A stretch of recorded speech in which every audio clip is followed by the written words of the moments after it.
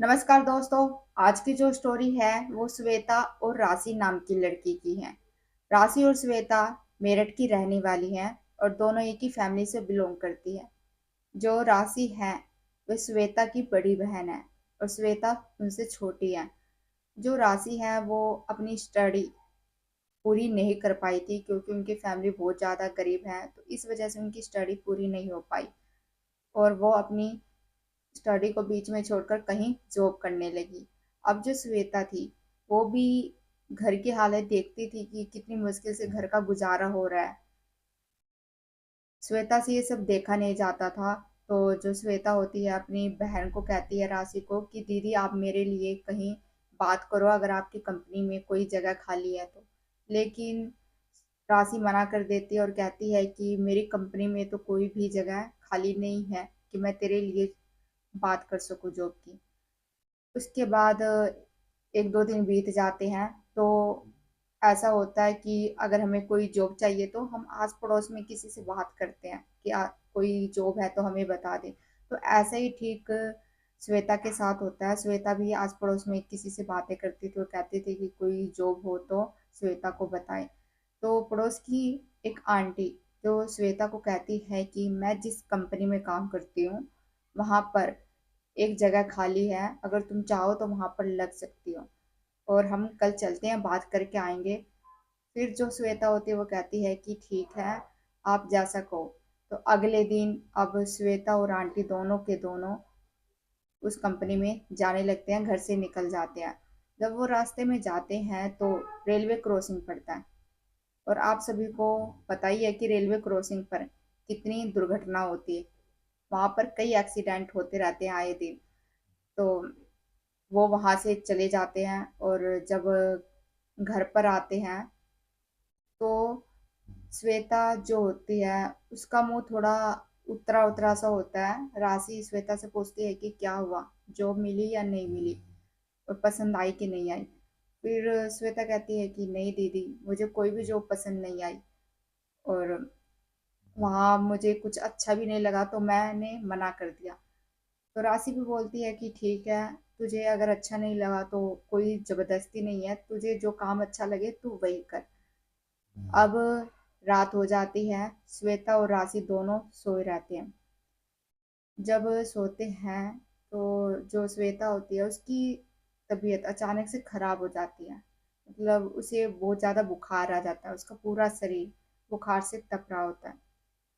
राशि उठती है और श्वेता की बॉडी चेक करती है तो बहुत ज़्यादा उसे बुखार था। राशि इधर उधर देखती है, उसे टॉर्च मिलता है। अपने टॉर्च को जलाकर दूसरे कमरे में जाती है, वहां से दवाइयाँ लेकर आती है श्वेता के पास। फिर श्वेता को उठाती है और कहती है कि ले ये दवाई खा ले, तेरी तबीयत खराब हो रही है। तो जो श्वेता होती है वो अजीब सा बिहेव करने लगती है। श्वेता कहती है कि नहीं, मुझे ये दवाई नहीं खानी, और वो जोर जोर से रोई जा रही थी। राशि जो होती है वो कहती है कि दवाई ले ले अगर तुझे दर्द हो रहा है, तुझे बुखार है तो। लेकिन वो कोई भी जवाब नहीं देती और जोर जोर से रोती चली जाती है। अब राशि को भी कुछ समझ में नहीं आता कि इसे हुआ क्या है, कोई दिक्कत है तो बता। लेकिन वो कुछ भी बताती नहीं है, कुछ भी बोलती नहीं है। उसके बाद वो बेहोश हो जाती है। अब रात जैसे तैसे बीत जाती है। सुबह जब उनकी मम्मी उनके कमरे में आती है तो राशि को उठाती है और कहती है कि क्या बात, आज जॉब पर नहीं जाना। तो राशि कहती है कि नहीं मम्मी, आज जॉब पर नहीं जाऊंगी मैं। आज श्वेता को डॉक्टर के पास ले चलते हैं, रात को इसकी तबीयत खराब हो गई थी, इसे बहुत तेज बुखार आ गया था। तो उसकी मम्मी कहती है कि ठीक है, एक काम करो, तुम नाश्ता कर लो और नाश्ता कर कर तैयार हो जाओ, इतने मैं भी तैयार हो जाती हूँ, फिर श्वेता को डॉक्टर के पास लेकर चलते हैं।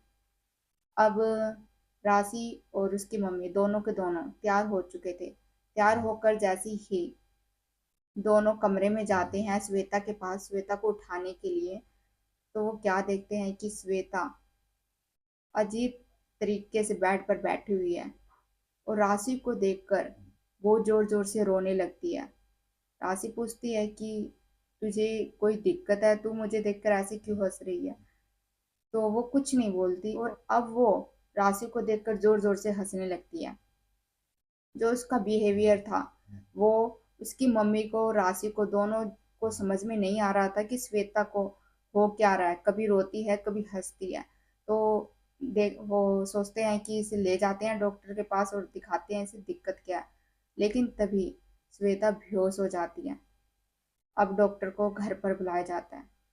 जो आसपास के जो लोग थे उन्होंने श्वेता के रोने की, हंसने की आवाज़ सुनी, तो आसपास के जो लोग होते हैं वो उनके घर में आ जाते हैं। डॉक्टर आते हैं, इलाज करते हैं, इंजेक्शन दिया जाता है, दवाई दी जाती है। फिर जो डॉक्टर होते हैं वो कहते हैं कि इसे ज़्यादा बुखार था, तो इस वजह से ये ऐसी हरकत कर रही थी। आप सभी टेंशन ना लो, एक दो दिन में ये ठीक हो जाएगी। डॉक्टर इतना सब कुछ बोलकर वहां से चला जाता है। अब जो उनके घर पर जो आए हुए होते हैं पड़ोस के, तो उनमें से जो एक औरत होती है, वो औरत बाहर निकल कर आती है। और वो औरत कहती है, जो राशि की मम्मी है उनसे, कि मुझे नहीं लगता कि ये कोई बीमार है, मुझे ऐसा लगता है कि इस लड़की पर किसी भूत प्रेत का साया।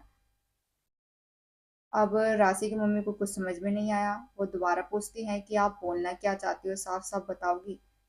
तो वो कहती है कि ये लड़की बीमार नहीं है, इसे किसी आत्मा ने जकड़ा हुआ है।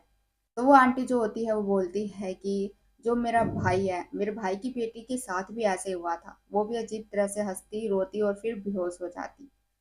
हमने कई डॉक्टरों से उसका इलाज करवाया लेकिन वो पूरी तरह से ठीक नहीं हो पाई। फिर हमने उसे एक बाबा से दिखाया, उसके बाद जाकर वो ठीक हुई। जो उनकी मम्मी होती है वो कहती है कि आप आज भी इन अंधविश्वासों पर भरोसा कर रही हो, भूत प्रेत जैसी कोई चीजें नहीं होती है और मैं तो इन सभी को मानती नहीं हूँ। तो आंटी कहती है कि आप मानो या ना मानो, और बात मेरे विश्वास या अंधविश्वास की नहीं है, बात यहाँ आपके बेटे की जिंदगी की है कि आप इसे कैसे ठीक करोगी। ये सब सुनकर वो थोड़ी टेंशन में चली जाती हैं, जो उनकी मम्मी होती है। और राशि भी बोलती है कि मम्मी दिक्कत क्या है, हम श्वेता को कहीं ना कहीं दिखाते हैं और मुझे भी नहीं लगता कि ये कोई नॉर्मल बात है। हम श्वेता को वहीं उस बाबा के पास दिखा देती हैं जिनके बारे में ये आंटी बता रही है। तो उनकी मम्मी जो होती है वो कहती है कि नहीं, तू भी इन सभी बातों पर विश्वास कर रही है, जबकि ये भूत प्रेत ये सब चीजें नहीं होती हैं। तो राशि बोलती है कि नहीं, मैं भूत प्रेत की बातों पर विश्वास नहीं कर रही हूँ, बस मैं इतना चाहती हूँ कि श्वेता ठीक हो जाए, चाहे इसके लिए हमें कुछ भी करना पड़े, किसी भी बाबा के पास ले जाना पड़े, कहीं भी इसे दिखाना पड़े, लेकिन ये पूरी तरह से ठीक हो जाए। तो लास्ट में जाकर जो राशि होती है वो अपनी मम्मी को मना लेती है और उसकी मम्मी भी बोलती है कि ठीक है, तू जैसा चाहती है वैसा ही होगा। तो उनकी मम्मी आंटी से पूछती है कि ठीक है, आप हमें बाबा का एड्रेस दे दो और हम वहीं पर चले जाएंगे। तो आंटी राशि की मम्मी को एड्रेस दे देती है। अब सभी के सभी तैयार हो जाते हैं उस बाबा के पास जाने के लिए। सभी के सभी घर से निकल जाते हैं और उस बाबा के पास चले जाते हैं। लेकिन अभी वो बाहर ही थे। वो बाबा जो थे वो मंदिर में रहते थे और मंदिर में ही जिनके ऊपर भूत प्रेत चढ़ा रहता था उनको देखते थे। और वो बाबा जो थे वो मंदिर में थे और ये सभी जो थे वो बाहर थे। तभी श्वेता मंदिर के अंदर नहीं जाती है और वहीं पर बेहोश हो जाती है। राशि और श्वेता के जो पापा होते हैं वो उठाते हैं श्वेता को हाथों में, लेकिन श्वेता बहुत ज्यादा भारी हो चुकी थी, मानो उसका वजन दोगुना हो गया। वो किसी से उठ नहीं रही थी। तभी उस मंदिर के जो दो आदमी होते हैं वो बाहर आते हैं और श्वेता को उठाकर अंदर ले जाते हैं। अब वो सभी भी पीछे पीछे अंदर चले जाते हैं।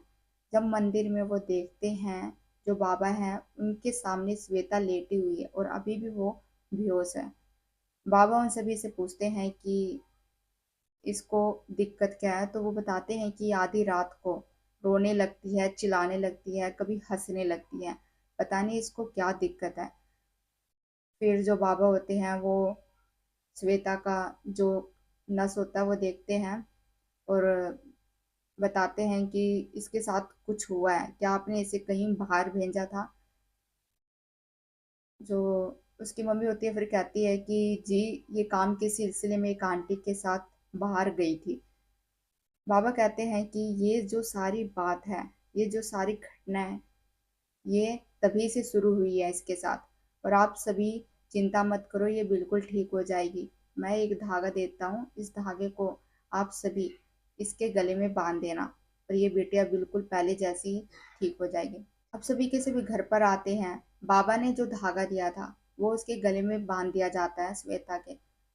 जैसे तैसे करके वो उस दिन तो पूरा बीत जाता है, लेकिन जैसे ही रात होती है तब श्वेता के गले से वो धागा निकल जाता था।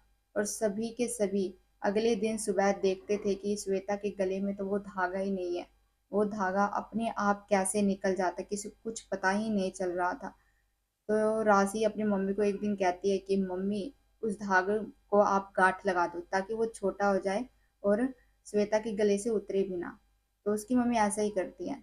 मम्मी उस धागे में गांठ लगा देती है और फिर दोबारा से श्वेता के गले में उसको पहना देती है। लेकिन फिर से वही चीजें हो रही थी। जब रात होती तो उसके गले से वो धागा उतर जाता था और सुबह सभी के सभी देखते तो वो धागा कहीं नीचे गिरा हुआ मिलता था। उसके गले में वो धागा होता ही नहीं था। तो जब भी राशि उसके पास बैठती थी और राशि जैसे ही उठकर उसके पास से जाती, श्वेता जोर जोर से चिल्लाने लगती थी, रोने लगती थी।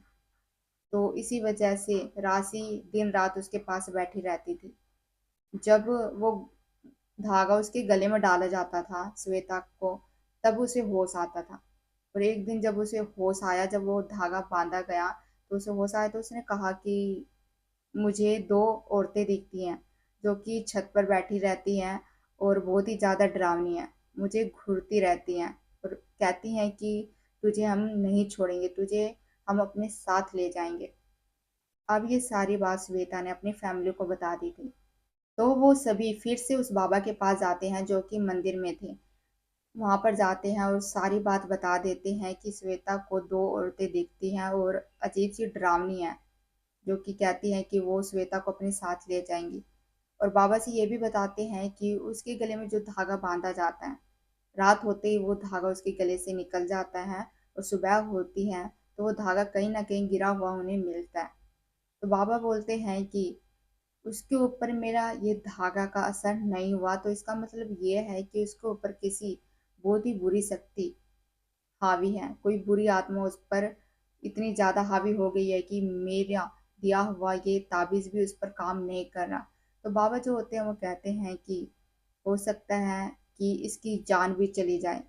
तो जो राशि की मम्मी होती है वो कहती है कि कुछ तो करो, श्वेता को ठीक करो और आप कोई रास्ता बताओ जिससे कि श्वेता ठीक हो जाए। तो बाबा ने कहा कि एक रास्ता है, आप श्वेता को बालाजी के यहाँ ले जाओ और वहां पर कई भूत प्रेत जैसे रोगियों का इलाज किया जाता। उस बालाजी के मंदिर में कोई भी बाबा या कोई भी इंसान नहीं है कि जो भूत प्रेतों को भगाता हो, बल्कि वहां पर खुद बालाजी हैं जो भूत प्रेतों को मार मार कर भगाते हैं। अब ऐसा ही किया जाता है। सभी के सभी बालाजी जाने के लिए तैयार हो जाते हैं। अब सभी के सभी बालाजी के यहाँ पहुंच जाते हैं। सभी कतार में लगे रहते हैं, लेकिन जो श्वेता होती है वो अजीब सी हरकतें करती है और श्वेता वहां से भाग जाती है और भागकर मंदिर के अंदर जाने लगती है। अजीब सी हरकतें कर रही थी। सभी के सभी फैमिली वाले जो थे वो श्वेता को देखकर डर रहे थे। वो भी श्वेता के पीछे पीछे भागते जाते हैं। तभी एक आदमी उन्हें मिलता है। वो आदमी उनको बोलता है कि आप सभी इस लड़की के पीछे मत भागो, क्योंकि इसके अंदर भूत प्रेत है जिसका इलाज बालाजी कर रहे हैं। आप आराम से चुपचाप यहीं बैठ जाओ, आपको को कोई दिक्कत नहीं होगी और ना ही आप कोई टेंशन लो। और ऐसा सोचो कि आपकी बेटी बिल्कुल पहले की तरह ठीक हो गई है और ये बिल्कुल यहाँ से ठीक होकर ही जाएगी। उनको वो आदमी दिलासा देता है। उसके बाद वो एक जगह पर आराम से बैठ जाते हैं और उधर श्वेता का जो अंदर भूत प्रेत जो भी शक्ति थी, जो भी बुरी आत्मा थी, उसका इलाज बालाजी करते हैं और फिर श्वेता बिल्कुल पहले की तरह ठीक हो जाती है। दोस्तों, आज श्वेता बिल्कुल पहले की तरह ठीक हो गई है। जो भी उसके अंदर बुरी शक्ति थी वो बालाजी के यहाँ जाने पर सभी दूर हो गई थी। और आज वो बालाजी का नाम लेती है कि उस पर कोई भी बुरी शक्ति या बुरी आत्माएं होंगी तो वो सब दूर हो जाएंगी और उसके आसपास भी नहीं आएगी। दिन रात बालाजी की पूजा करती है और बिल्कुल ठीक है, और उनके आशीर्वाद से श्वेता को एक अच्छी खासी जॉब भी मिल चुकी है, जहाँ पर वो आज जॉब कर रही हैं। जो राशि है, उनको तो ऐसा लगा ही नहीं था कि कभी श्वेता ठीक हो पाएगी, लेकिन सब बालाजी की कृपा थी। तो दोस्तों, ये थी आज की स्टोरी कि कैसे बालाजी ने श्वेता के ऊपर से भूत प्रेत की जो भी बुरी शक्तियां थी उनसे कैसे उसे मुक्ति दिलाई। तो दोस्तों, ये थी आज की स्टोरी। अच्छी लगी हो तो लाइक कर देना, शेयर करना एंड सब्सक्राइब करना दोस्तों। मिलेंगे एक और नए हॉरर स्टोरी में, तब तक के लिए आप लोग अपना ध्यान रखिए। धन्यवाद दोस्तों।